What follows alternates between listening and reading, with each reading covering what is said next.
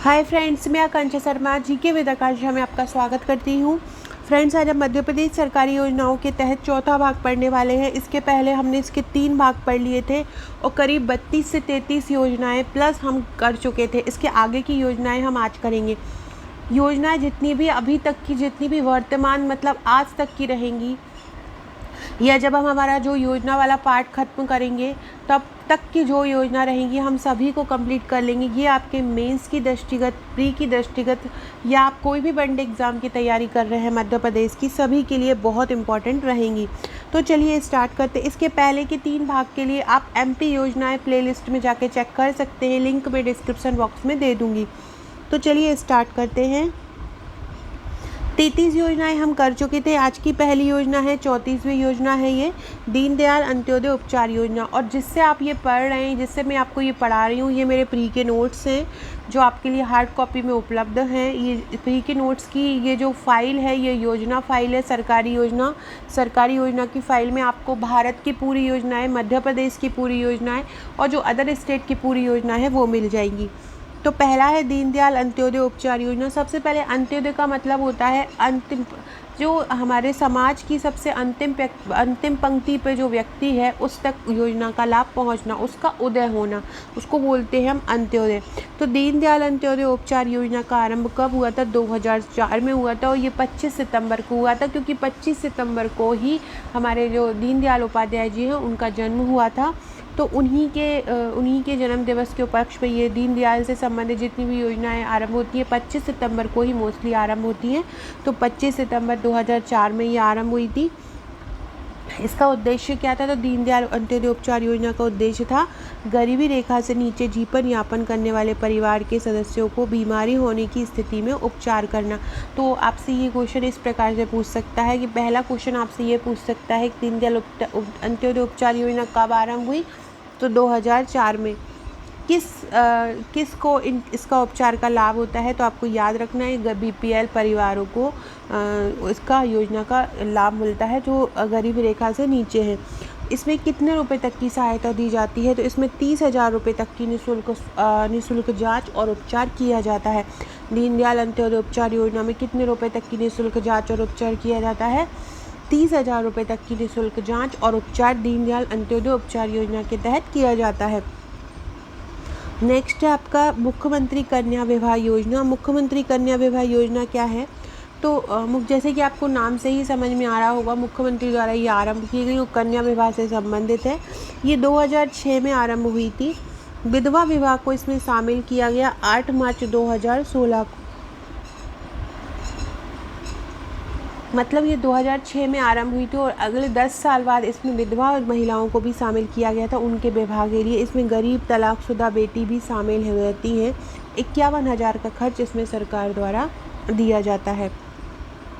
Next है मुख्यमंत्री बाल हृदय योजना। मुख्यमंत्री बाल हृदय योजना 14 जुलाई 2011 से आरंभ हुई।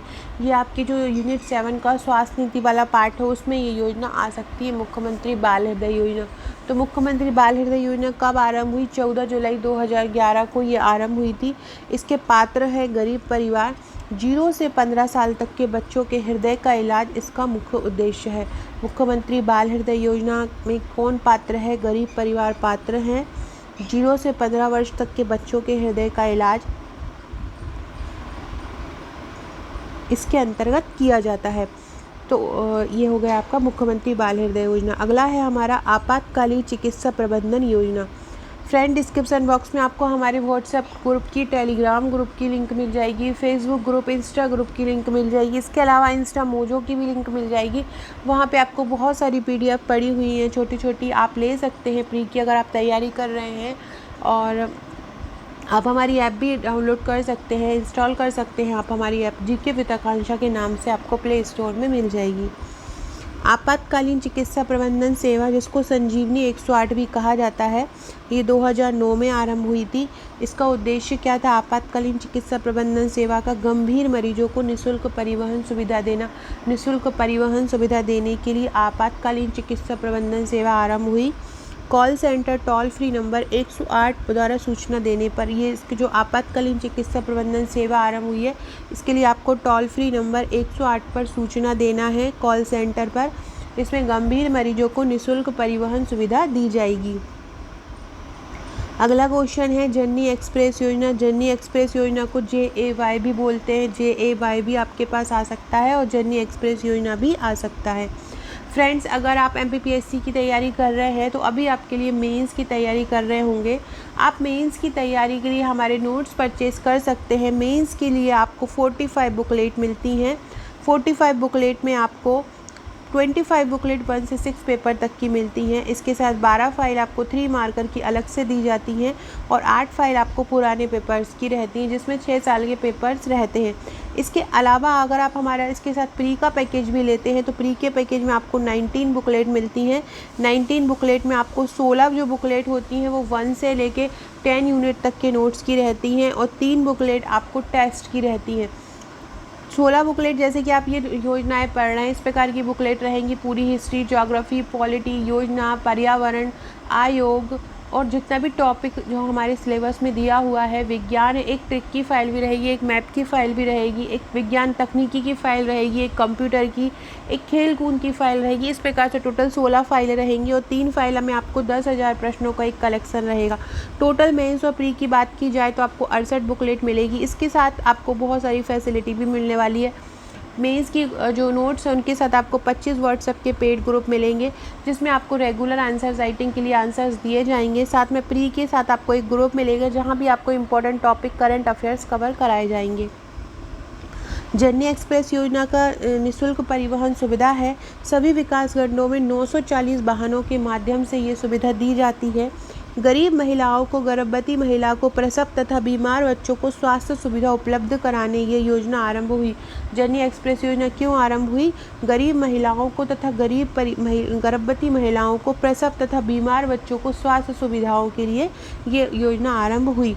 जिला स्तरीय कॉल सेंटर की भी इसमें स्थापना की गई। इसमें किसकी स्थापना की गई?